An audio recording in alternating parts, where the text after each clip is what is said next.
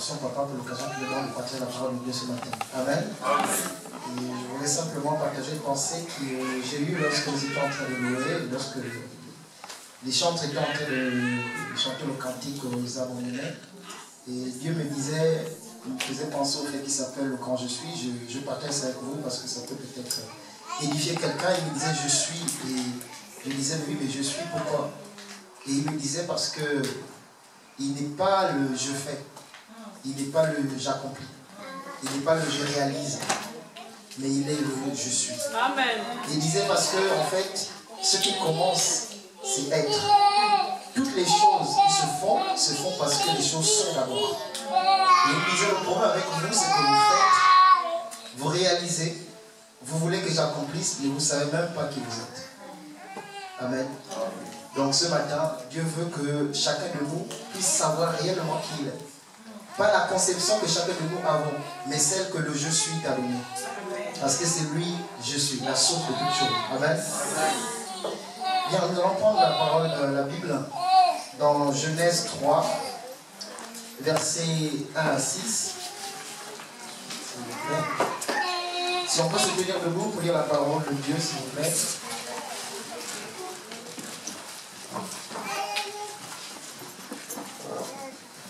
Genèse 3, versets 1 à 6. La parole de Dieu. Amen. Le serpent était le plus rusé de tous les animaux des champs que l'Éternel Dieu avait fait. Il dit à la femme, Dieu a-t-il réellement dit, vous ne mangerez pas de tous les arbres du jardin?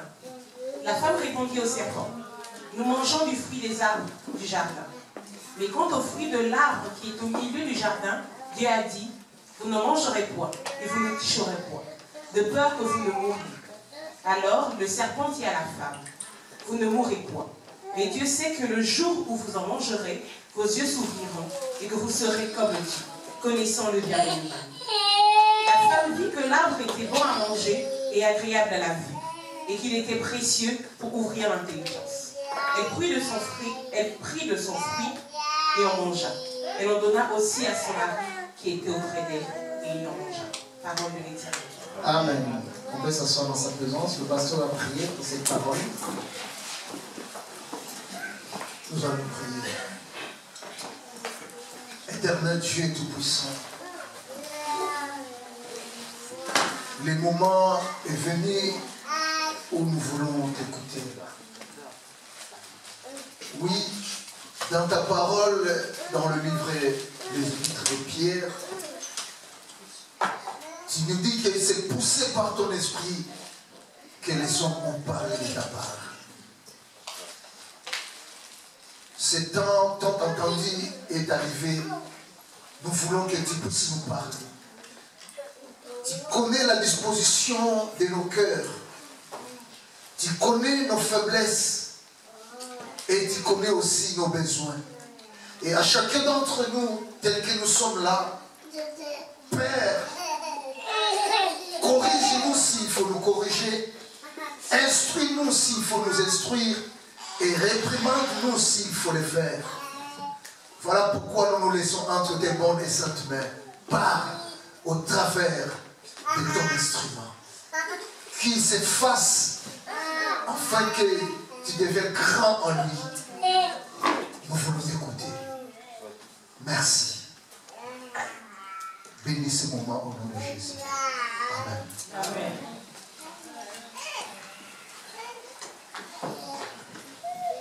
Nous sommes donc dans le livre de Genèse, dans le chapitre 3, verset 1 à 6. Et lorsque nous commençons à lire ce passage, la Bible dit le serpent était le plus rusé de tous les animaux sauvages que l'Éternel avait fait. Et sûrement, c'est tous les animaux du champ, sauvages, je sais plus si c'est les animaux du champ, selon les versions. Et la Bible dit que c'était l'animal rusé. En fait, le terme de ce matin, comme vous pouvez voir, le terme est sort de la sélection dans laquelle tu es. Amen. Alors, pourquoi ce message? Parce que, en fait, l'Éternel me disait, il me faisait comprendre que l'ennemi ou le diable agit toujours de la même manière comme au commencement. Amen. L'astuce ou les astuces utilisées par le diable n'ont pas changé. Le problème, c'est que nous, les enfants de Dieu, c'est nous qui avons changé. Amen.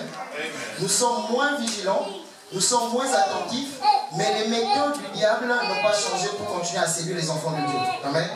Et j'ai relevé la définition d'un point qu'on appelle la ruse. Et le pasteur nous a défini un peu ça la dernière fois lorsqu'il parlait d'intelligence. La ruse est définie comme étant un procédé habile, mais déloyal dont on use pour atteindre un but. Ou encore un procédé déloyal dont on use pour tromper. Ou encore l'art de tromper. Amen. Donc le diable ou l'ennemi utilise la ruse pour chercher dans un but, c'est celui de nous tromper. Amen. Il ne nous pousse pas, il n'utilise pas la ruse directement pour nous faire pécher, mais d'abord pour nous tromper. Et là, lorsqu'il vient pour nous tromper, c'est pour nous faire entrer dans ce qu'on appelle la séduction. Amen. Il vient pour nous séduire. Et la séduction, c'est quoi? C'est le fait de détourner du droit chemin. C'est le fait de détourner du bien ou du devoir. C'est-à-dire ce qui est censé être le droit chemin pour toi ou pour moi, ce qui est censé être notre devoir, ce que nous sommes censés faire, l'ennemi vient avec la ruse pour nous amener à nous détourner de ce chemin. Amen. Amen. Il commence par nous faire détourner. Et c'est quand on va se détourner qu'on finira par commettre ce qu'on appelle le péché.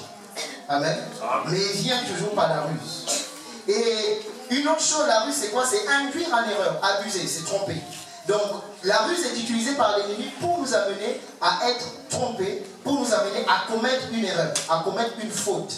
Amen. Amen. Il vient avec, c'est aussi convaincre en mettant en œuvre tous les moyens de plaire. Convaincre en mettant en œuvre tous les moyens de plaire. Amen. Amen. Donc l'ennemi utilise la ruse pour mettre en œuvre tous les moyens pour plaire, afin de te pousser à être séduit. Tous les moyens. Les moyens ne sont pas loyaux. Il utilisera tous les moyens, c'est-à-dire même celui auquel tu vas penser, il est capable d'utiliser pour t'amener à être séduit. Amen. Le problème, c'est que nous combattons face à une personne qui est malicieuse depuis, si je peux dire, depuis le commencement. C'est-à-dire que toi et moi, il n'y a pas quelqu'un qui a 100 ans ici. Amen. Amen. Le diable a plus que 100 ans. Donc, c'est-à-dire qu'il est plus expérimenté que ton expérience et ton intelligence. Si c'est pour la ruse, si c'est pour te séduire, si c'est pour trouver les moyens à mettre en œuvre pour te séduire, il est très habile parce qu'il le fait depuis très longtemps. Amen. Amen. Donc tu ne peux pas sous-estimer ses astuces ou ses manières de faire pour te mener à être séduit. Tu ne peux pas les sous-estimer. Tu ne peux pas te croire et penser que tu es assez capable de tenir toi-même tout seul si tu ne fais pas confiance à quelqu'un qui peut être plus rusé que lui. Amen. Et celui qui peut être plus rusé que lui, ce n'est que l'Éternel lui-même. Amen. Amen. Et aujourd'hui, le problème, c'est que le diable a tellement usé de ruse et use toujours de ruse au milieu des enfants de Dieu pour nous amener dans la séduction. Amen. Le diable nous a séduit de plusieurs manières. Comme j'ai dit, la séduction, c'est cette aptitude, c'est le fait de détourner du droit chemin. Et lorsqu'on est séduit, le problème c'est que lorsqu'une personne est soit séduite ou en train d'être séduite, elle ne le sait pas forcément. D'accord? Parce que si on sait qu'on est séduit, on peut sortir de la séduction. Mais parfois on est séduit, mais on ne sait pas qu'on est séduit. Amen. Amen. On va prendre un exemple simple. Par exemple, il y a des personnes qui manipulent les gens pour abuser d'elles. C'est-à-dire que, par exemple, si tu es quelqu'un qui a de l'argent, quelqu'un va s'approcher uniquement de toi pour ton argent. Mais elle ne viendra pas de manière frontale pour te montrer qu'elle veut ton argent. Elle viendra en étant une personne gentille. Tu as besoin d'elle, elle sera là, elle sera disponible. Elle aura une oreille qui écoute. Elle sera là pour toi. Et toi, parce qu'elle sait que c'est ce que tu aimes. Tu aimes des personnes qui sont attentionnées, qui sont disponibles, qui sont présentes pour toi. Elle va te donner ce que tu veux, ce que tu aimes, ce qui te plaît. Et c'est lorsque toi, tu vas prendre ça, tu vas mettre ta confiance. Mais elle, son but, ce n'est pas ça. Son but, c'est de prendre ton argent. Mais pendant ce temps, tu ne te rends pas compte que tu es séduite comme personne. Non. Pour toi, tu n'es pas séduite. Pour toi, c'est normal parce que la personne te donne ce que tu veux. Et c'est ce que tu attendais. Et dans cette séduction, tu ne te rends pas compte. Mais la personne est en train de te séduire pour récupérer ce qu'elle veut véritablement. Amen. Amen. Et le diable fait ça aussi dans beaucoup de vies. Il vient nous séduire pour nous arracher ce que nous avons et que nous-mêmes parfois, nous ne savons même pas que nous avons parce qu'il y a des choses que Dieu nous donne qui sont spirituelles et beaucoup ne sait pas ce qu'on a. Mais Dieu sait qu'on a. Et le diable n'a pas forcément besoin d'être visionnaire de savoir si Dieu t'a donné quelque chose. Le diable connaît la parole, il sait que Dieu a des projets pour chacun de ses enfants. Il n'a pas besoin de distinguer c'est quoi les projets que Dieu a pour toi. Il sait que Dieu en a. Et il sait que les projets que Dieu a pour toi, ce sont des projets de paix, de malheur, et non de malheur, des projets de réussite, des projets de succès, des projets de santé. Toutes ces choses chose, il sait que Dieu a 50 projets pour toi. Alors lorsqu'il vient pour te séduire, il ne vient pas pour te séduire parce que c'est juste toi, mais il vient te séduire parce qu'il veut te voler, t'arracher ce que Dieu t'a donné.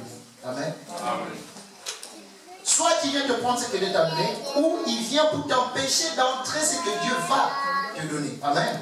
Parce qu'on est tous d'accord qu'il y a des choses qu'aujourd'hui nous avons, mais dans le temps et dans la progression de notre vie, il y a des choses qui nous sont réservées, dans lesquelles on va entrer au fur et à mesure qu'on avance. Et l'ennemi peut savoir qu'aujourd'hui tu es entré dans une dimension de ta destinée, mais tu n'es pas encore totalement entré, tu n'as pas totalement accompli ta destinée. Il peut chercher à t'empêcher d'entrer dans la suite de ta destinée. Amen. Le diable, lui, commencer pour le diable, ce n'est pas un problème. Tu peux commencer, mais le diable, lui, c'est que tu n'achèves pas. Amen. Amen. Tu peux avoir bien commencé du premier jusqu'à la veille de ta mort. Mais s'il peut t'avoir jusqu'au dernier jour de ta vie, il a réussi sa mission. Et toi, tu vas échouer ta mission. Amen. Amen. Aujourd'hui, nous sommes beaucoup séduits au milieu du peuple de Dieu par beaucoup d'astuces que l'ennemi a utilisées. Hier, je continuais à travailler ce message et Dieu me disait, au début il me disait il me donnait une pensée, il me parlait de ferveur, il me disait le peuple de Dieu est un peuple qui est en train de refroidir. Il me disait c'est un peuple qui n'est plus bouillant. Et je disais mais pourquoi être bouillant et fervent? Il me disait parce qu'il n'y a que les bouillants et les fervents qui sont attentifs aux ruses de l'ennemi. Parce qu'ils ont les sens spirituels aiguisés pour voir l'ennemi arriver. Mais le problème, c'est que vous, peuple de Dieu, aujourd'hui, vous êtes froid. Et quand vous êtes froid, vous ne voyez plus lorsque l'ennemi arrive. Et vous êtes endormi, vous êtes séduit. Et même votre sommeil devient normal. Amen. Il dit même votre sommeil devient normal parce que vous ne connaissez que ça. C'est-à-dire que vous le fait d'être endormi et froid, pour vous, c'est logique et normal. Mais ce n'est pas normal, ce n'est pas la volonté de Dieu. Amen. Amen. Dieu ne veut pas que ses enfants soient spirituellement endormis. Non, ce n'est pas la volonté de Dieu. Ce n'est pas ce que Dieu veut. Et j'étais là, je commençais à écrire des choses. Puis le temps est venu à une réunion, ici. Et il y avait un séminaire qui était organisé chez le pasteur Alexandre. Et je n'avais pas l'intention d'y aller, on voulait y aller. Et mon épouse a... Non, mais il fallait que j'aille. Elle résistait un peu. Et finalement, je suis parti. Elle m'a dit, tu peux y aller. Et je suis parti avec le pasteur. Et je suis arrivé à ce séminaire. Et j'ai écouté l'homme qui parlait de la parole de Dieu. Tous ceux qui étaient, je pense que peuvent témoigner. Et tout ce qu'il a dit revenait à ça. Le peuple de Dieu manque de ferveur et de feu. Parce que le peuple de Dieu est compromis. Parce que le peuple de Dieu est moins engagé. Parce que le peuple de Dieu ne se livre pas totalement. Amen. Amen. Et quand j'ai écouté, il y a des choses qu'il a sorties, c'était des choses que j'étais en train d'écrire quand j'étais à la maison. Je suis rentré et j'ai un peu parlé aussi avec papa, on parlait un peu de ce qu'on avait écouté là-bas. Et j'ai compris que, et quand je parlais, c'était, quand je partais, j'ai dit à Dieu, dis-moi quelque chose. Et quand je n'avais pas encore réalisé, mais quand je suis rentré à la maison, j'ai compris. En effet, ce message, c'est le message non seulement de nous, mais c'est le message de l'Église. En ces temps, Dieu veut que son Église soit une Église qui est réveillée, une Église qui n'est pas endormie. Amen. Amen. Dieu veut que son peuple soit véritablement engagé. En fait, je crois que parfois on ne réalise pas que nous sommes dans une bataille, un combat spirituel. C'est-à-dire que dès qu'on devient enfant, on s'engage dans l'armée. C'est comme si on te prend, on te dépose au milieu d'un champ de bataille, d'un front, et toi tu dis, je ne me bats pas. Je reste là, je m'assois. Ça tire de tous les côtés. Tu es armé, tu es équipé. Mais toi tu dis non, je ne prends pas, je ne me bats pas. Mais personne ne viendra. En fait, chacun est en train de se battre pour sa propre vie. Ils ne viendront pas faire un tour, faire un cercle autour de toi pour dire bon, que toi tu ne veux pas te battre, nous on va te protéger. Non, chacun essaie de sauver un peu sa vie. Amen. Et c'est dans ça qu'on est engagé dans le combat spirituel en fait avec Dieu. Quand on parle de combat spirituel, ce n'est pas juste chasser les démons. Non, c'est le combat spirituel de nos vies parce que chaque jour l'ennemi, comme je dis, il cherche à attenter à ta vie, à ma vie. C'est ce qu'il fait incessamment. Et si nous ne sommes pas alertes, si nous ne sommes pas engagés dans la bataille, mais très certainement arrivera un moment donné qu'il nous touchera. Amen. C'est encore bien quand tu sais qui t'a touché. Parce que si tu sais qui t'a touché, tu peux te relever et te repositionner. Mais c'est très dangereux si tu as touché et tu ne sais pas. Et c'est ça la séduction. Amen. Aujourd'hui, c'est que nous devons essayer de sortir, d'identifier les séductions dans lesquelles nous sommes tombés et essayer d'en sortir. Amen. Amen. Et je profite pour relever un peu quelques points par rapport à ce que ce serviteur a dit, pour les partager pour ceux qui n'étaient pas avec nous. Je n'ai pas forcément tout relevé, mais des choses qui rejoignaient un peu ce que je voulais partager ce matin avec vous. Il relevait un ensemble de choses par rapport à nous, peuple de Dieu, et il faisait une comparaison, à notre honte, bien sûr, pour nous qui sommes ici en Europe. Il disait que, moi, je n'ai pas connu le Seigneur en Afrique, amen. Mais j'entends mes aînés parler, c'était aussi un de mes aînés qui parlait hier, et eux, ils ont connu le Seigneur en Afrique, je pense que beaucoup d'entre eux aussi ont connu le Seigneur en Afrique, et il relevait quelque chose en disant que les chrétiens en Afrique sont plus fervents qu'en Europe, plus engagés, plus investis. Amen. Amen. Je pense que c'est vrai. Parce que s'il le relève ici, le signal, et ce n'est pas seulement lui qui le dit, beaucoup de serviteurs, je me suis entendu papa en parler aussi ici, c'est que c'est forcément vrai, c'est qu'il y a un problème. Et il disait que la raison pour laquelle c'est ainsi, c'est parce que pour beaucoup, nous, quand vous étiez, parce que moi je ne sais pas comment c'est en Afrique, mais pour beaucoup, quand vous étiez peut-être en Afrique, vous veniez, vous fréquentiez Dieu pour, de manière implicite, pas forcément, mais avec une pensée parfois un peu attirée par les choses que Dieu pouvait faire pour vous. C'est pourquoi ce matin, en fait, il me disait, je ne suis pas le Dieu qui fait. Parce que si tu viens auprès de moi pour ce que je fais, je suis capable de le faire. Ça, c'est pas un problème. Mais le jour où je ne le ferai pas, tu partiras. Pourquoi? Parce que tu ne m'as pas connu en tant que je suis. Parce que tu vas cesser d'être. Pourquoi tu vas cesser d'être? Parce que je n'ai pas fait.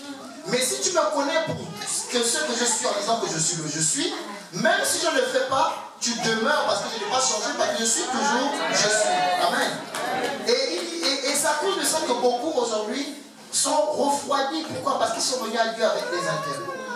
Et Dieu a réalisé peut-être beaucoup de choses dans vos vies aujourd'hui. Et parce que Dieu les a fait, ces bénédictions se retournent contre vous. Ce n'est pas contre Dieu qu'elles se retournent. À chaque fois qu'on s'éloigne de Dieu, on a l'impression que c'est Dieu qui pleure. Dieu pleure le chagrin parce que c'est un père. Mais celui qui perd, c'est nous qui perdons. C'est nous qui sommes les plus grands perdants. Aujourd'hui, et c'est vraiment quelque chose de profond en fait. Durant tout ce qui est de toute cette adoration, si vous avez suivi, pour moi j'avais l'impression que Dieu nous demandait juste de nous donner entièrement. Amen. Quand j'ai commencé à écouter la chante qui était en train de chanter le premier cantique, elle disait, sors-moi des illusions qui m'environnent la nuit le jour. Ces illusions dans lesquelles nous sommes, qui nous environnent la nuit le jour, Dieu veut que tu en sortes. Afin que tu entres dans la véritable réalité, la véritable vision que Dieu a pour ta vie. Amen. Amen. Que tu sortes de ces choses qui aujourd'hui t'illusionnent, ces séductions pour lesquelles pour toi c'est devenu en fait ta vie, c'est ça l'objectif de ta vie. Pour toi tu as accompli ce que Dieu attendait de toi. Mais est-ce que tu as réellement accompli ce que Dieu attendait de toi?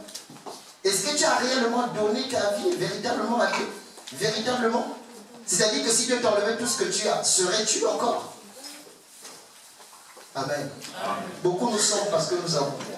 Beaucoup nous sommes en fonction de ce qu'on a. Et du coup, on court vers l'accompli. Il faut que j'ai ça, il faut que je fasse ça, il faut que je sois comme ça. Parce que si je ne suis pas comme ça, si je ne fais pas ça, on a l'impression qu'on n'existe pas. On a l'impression qu'on n'a rien fait. Mais or, ce n'est pas ça, Dieu. Dieu veut que tu sois en mesure. En fait, la pensée de Dieu, c'est que tu sois prêt à tout perdre pour gagner Dieu. Pourquoi? Parce que pour toi, ce n'est plus ce que tu fais. Ce n'est plus ce que tu as qui te fait. Mais c'est parce que tu as trouvé Dieu. Et comme tu as trouvé Dieu, tu sais que tu es. En dehors de ce que tu fais, en dehors de ce que tu as. Amen. Et c'est à ça que Dieu veut nous ramener. Dieu veut nous ramener à ce qu'on ait la pensée de dire, je veux Dieu. Et Dieu seul me suffit. S'il y a quelque chose qui se rajoute, gloire à Dieu. S'il n'y a rien qui se rajoute, gloire à Dieu. Mais j'ai Dieu. J'ai l'essentiel. C'est ça que Dieu veut que nous puissions en parler. Et c'était tellement troublant qu'on s'est retrouvé hier ici, un deuxième point, on parlait de la ponctualité des chrétiens. Et papa parlait avec nous parce qu'on est des enfants de Dieu qui servent dans l'église. Et il relevait cet aspect, il disait que les gens qui servent dans l'église ne doivent pas être, ne doivent pas manquer de ponctualité. Il faut être ponctuel. Et ce n'est pas juste pour nous qui servons à l'église, c'est aussi pour tout enfant de Dieu. Il disait que vous êtes ponctuel dans le monde, pour les choses du monde, mais vous n'êtes pas ponctuel pour les choses de Dieu. En fait, on manque de respect à Dieu. Et il dit que tu es ponctuel même sur le médecin. Tu respectes le médecin. Tu es ponctuel dans les démarches administratives, pas que tu les respectes. Tu es même ponctuel lorsque la SNCF dit que le train part à 15h15. Tu es ponctuel parce que tu sais que si tu ne le fais pas, ils ne te prendront pas. Tu ne peux pas t'attendre. Il disait, vous êtes plus respectueux de cette personne-là que de moi. Parce que vous ne venez pas à l'heure lorsque je vous convoque. Vous ne venez pas à l'heure. Lorsque je vous convoque, vous ne venez pas à l'heure. Et il disait, à cause de toi, et à cause de moi, lorsque nous faisons ça, nous faisons que s'il y a une personne qui est à côté de nous, qui nous voit comment nous servons Dieu, cette personne va comprendre qu'on méprise Dieu. Et cette personne sera capable, elle aussi, de mépriser Dieu. Et il me disait, crois-tu que si tu es à la cause du mépris de mon nom dans la vie de quelqu'un, crois-tu que Dieu en est heureux? C'est-à-dire, si à cause de ta manière de servir Dieu, quelqu'un vient à mépriser Dieu, c'est-à-dire à ne pas considérer Dieu à cause de toi, est-ce que c'est une bonne chose? Amen. Nous devons être des exemples. Nous devons donner envie aux autres. Nous devons montrer et démontrer aux autres que le Dieu que tu pries, le Dieu que tu dis qu'il est grand, le Dieu que tu dis qu'il est... C'est tellement contradictoire. Tu dis que c'est un Dieu grand, un Dieu magnifique, un Dieu de puissance glorieux, mais tu n'es même pas capable d'être ponctuel quand il s'agit de lui. Ça veut dire que nous ne sommes même pas capables de donner à Dieu la révérence qu'il lui faut. Qui lui est due, même pas qu'il lui faut, la révérence qui lui est due. Amen. La révérence. C'est un profond respect. Et ça, beaucoup de choses manquent la vie de Dieu. Et parce que nous a parlé de ça, on était ici. En fait, pourquoi je relève ce point? C'est juste pour confirmer que c'est la pensée de l'esprit. Et ce serviteur de Dieu a parlé de la même chose. Et c'est pas juste parce qu'il n'a pas la même chose que ça m'a troublé. Vous savez, le pasteur était assis là. Je suis arrivé avec le pasteur. Le pasteur n'a pas parlé avec ce serviteur de Dieu. Il y avait beaucoup de pasteurs qui étaient assis là, mais c'est seulement au pasteur Gilbert que le pasteur, lorsqu'il a parlé à ça, il a dit, n'est-ce pas, pasteur? Vérité ou quoi? C'est au pasteur Gilbert qu'il a dit, n'est-ce pas, pasteur? J'étais troublé. C'est comme si en fait il avait entendu le pasteur parler avec nous et il disait, c'est comme tu disais tout à l'heure. J'ai dit, ça c'est l'Esprit de Dieu. C'est l'Esprit de Dieu qui avait compris que lui et son serviteur avaient partagé la même pensée et il disait, c'est comme tu as dit tout à l'heure. J'ai dit, oui, en effet. Ça, c'est quelque chose que Dieu veut relever pour son peuple. La ponctualité.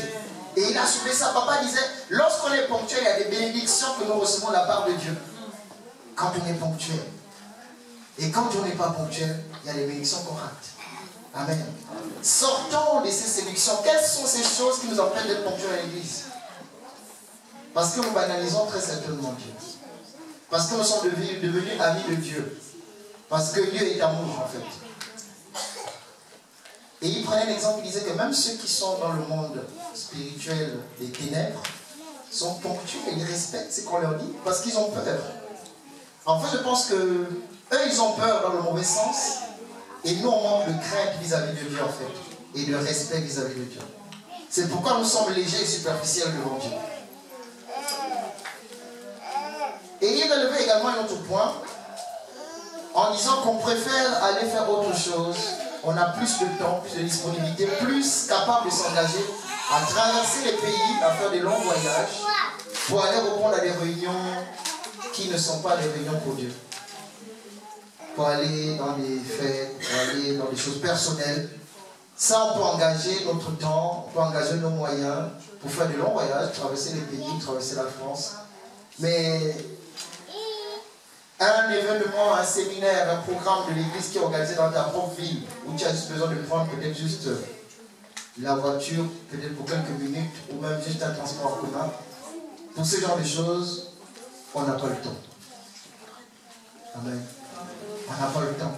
Ou on n'est pas capable de se faire violence. Mais si on a travaillé toute la semaine, et qu'il y a un événement qui est organisé quelque part, même si ce n'est pas dans ta ville, on trouve le temps de se déplacer, malgré la fatigue de la semaine, on trouve le temps d'y aller. Parfois on va rentrer que le dimanche, et après on va reprendre le boulot le lendemain, on trouve le temps de faire ce genre de choses. Là, on n'est pas fatigué. Amen. Mais quand il faut venir devant la face de Dieu, là on est fatigué. Pourquoi? Parce qu'on se dit, ben, on fait rien de mal. Je ne suis pas obligé d'aller à l'église. Oui, je ne suis pas obligé. Et l'ennemi te fait croire qu'en fait, oui, mais tu n'es pas obligé. Tu peux prier à la maison. Si c'est pour juste être en communion avec Dieu, est partout. Amen. Ça, c'est une sélection de l'ennemi. Dieu est partout. Oui, Dieu est partout. Je suis d'accord, c'est ma faute. Mais il y a des choses que Dieu réalise seulement au milieu de ses enfants. Il y a des choses que Dieu donne seulement quand vous êtes en communion fraternelle. Et si tu manques cette communion fraternelle, il y a des choses que l'ennemi te vole. Il y a un feu qui se diffuse lorsqu'on est ensemble. La Bible dit que le bois, je crois sur le feu, le bois, voilà, plusieurs bois, en tout cas pour paraphraser, plusieurs bois font que le feu soit plus grand. Mais comment toi tu peux faire qu'un feu soit plus grand quand tu es tout seul? Imaginez-vous que lorsque Dieu a dit, attendez dans la chambre où je vais envoyer le Saint-Esprit. Pierre dit, bon, moi j'ai mes enfants et ma femme, je suis avec vous de tout cœur. Franchement, ne vous inquiétez pas, je les retrouve là-bas, on priera ensemble, je vais jeûner, je serai dans la prière. Croyez-vous que si le Saint-Esprit était descendu, Pierre, ça l'aurait touché chez lui? Pourquoi? Parce qu'il n'était pas dans la chambre haute, c'est l'instruction de Dieu, c'est l'appel et la convocation. Dieu a dit, il faut être dans la chambre haute, il faut être dans la chambre haute. Même s'il est capable de descendre partout sur la terre, il a dit, c'est dans la chambre haute, soyez dans la chambre haute, c'est l'instruction de Dieu. Et lorsqu'on nous convoque pour dire, venez à des réunions, à des rencontres, c'est la convocation de Dieu, ce n'est pas la convocation d'un homme. Et à chaque fois qu'on ne vient pas, on désobéit, et il y a des choses que Dieu veut faire qu'on ne vit pas parce qu'on n'était pas là. Parce que lui a fait une convocation. Pourquoi va-t-il nous convoquer s'il n'a rien à faire ici? Parce que si Dieu nous convoque juste pour qu'on vienne prier, parce que parfois on se dit, bon, on veut juste prier, et c'est tout, parce qu'on veut juste être ensemble, Dieu ne fait rien au milieu de nous. Pourquoi il va nous convoquer? On pourrait prier chacun chez soi. Mais si Dieu nous convoque pour être ensemble, c'est qu'il y a des choses qu'il veut faire quand on est ensemble. Mais si tu ne viens pas et que tu te laisses séduire par d'autres choses, par des choses qui te prennent plus ton temps, par des choses qui te gardent loin de la présence de Dieu en ce lieu, tu vas rater beaucoup de choses. Et ta vie spirituelle, parfois tu as l'impression qu'elle ne bouge pas. Ta vie dans certains domaines, tu as l'impression qu'elle n'avance pas. Et tu vas te poser des questions. Mais parfois, c'est juste ça qui te manque. C'est cette communion avec les autres qui te manque. Tu viens le dimanche, tu écoutes le culte, tu restes quelques minutes, tu es parti. En fait, on apporte. Oh, je ne sais pas si parfois on essaie de comprendre la pensée de Dieu. Est-ce que vous savez que la pensée de Dieu, c'est qu'on soit même plus famille dans l'église que famille dans nos propres familles biologiques? Je ne dis pas d'abandonner nos familles biologiques, ce n'est pas ce que je dis. Quand je dis famille biologique, je parle bien de nos frères et sœurs qui sont à la maison. En fait, ce que je veux dire, c'est que le lien de l'amour chrétien pour Dieu, c'est le parfait amour, c'est le véritable lien de l'amour. C'est la véritable famille que Dieu nous donne. Pourquoi? Parce que nous sommes nés de Dieu et nous sommes maintenant enfants de Dieu. Donc, c'est surprenant, oui, mais c'est la pensée de Dieu. Dieu veut que nous soyons plus attachés au corps de Christ qu'attachés à nos familles biologiques. Pourquoi? Parce que nous sommes beaucoup qui chantons ici. Beaucoup disent, ma femme peut m'abandonner, mes enfants peuvent m'abandonner, mais toi tu ne m'abandonneras jamais. Mais si toi dans ton attitude, tu n'es même pas prêt à abandonner, quand je dis l'abandonner, je ne dis pas d'abandonner, mais je parle de la disposition du cœur. C'est-à-dire que si Dieu n'est pas en premier dans ce que tu fais, même dans ta manière de te comporter dans ta maison, dans ta manière de venir devant Dieu, si tu dois venir à une réunion, et parce que ton enfant dit, ah non, mais il faut que j'aille jouer là-bas, tu dis, bon, ok, je t'amène à aller jouer. Devant Dieu, ce n'est pas bien. Parce que c'est le temps de Dieu. Ton enfant est capable de comprendre que c'est le temps de Dieu. Amen. Amen. Parfois, nous sous-estimons de la capacité. Dieu peut calmer l'enfant pour que l'enfant accepte. Tu pries pour que l'enfant accepte que c'est le temps de Dieu. Et même toi, tu enseigneras quelque chose à ton enfant. Il dira, non, moi, comme mon père, il y a le temps de Dieu, je ne peux pas. Non, est-ce que tu ne vas pas. Non, demain, mon père ne sera pas là, il ira voir Dieu. Mais il ne peut pas. Non. Quand il s'agit de Dieu, lui, il n'annule pas. Amen.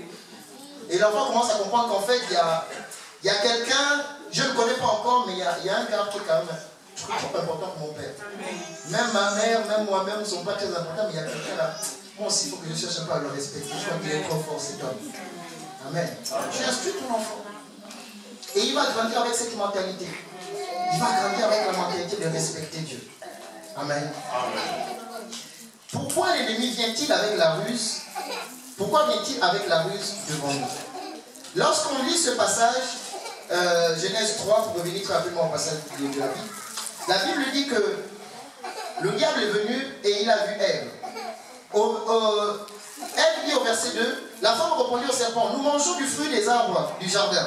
Cependant, en ce qui concerne le fruit de l'arbre qui est au milieu du jardin, Dieu a dit, vous n'en mangerez pas et vous n'y toucherez pas, sinon vous mourrez. Et hier, en disant, je disais, même Dieu avait même dit de ne pas toucher. Généralement, on se concentre sur ne pas manger. Mais Dieu a dit qu'il ne devait même pas toucher. Donc, avant même qu'elle ne mange, elle avait déjà péché. Parce que parfois on dit, ah, elle aurait dû ne pas manger. Non, elle aurait dû ne pas toucher. Parce que Dieu a dit, vous ne mangerez pas, vous n'y toucherez pas.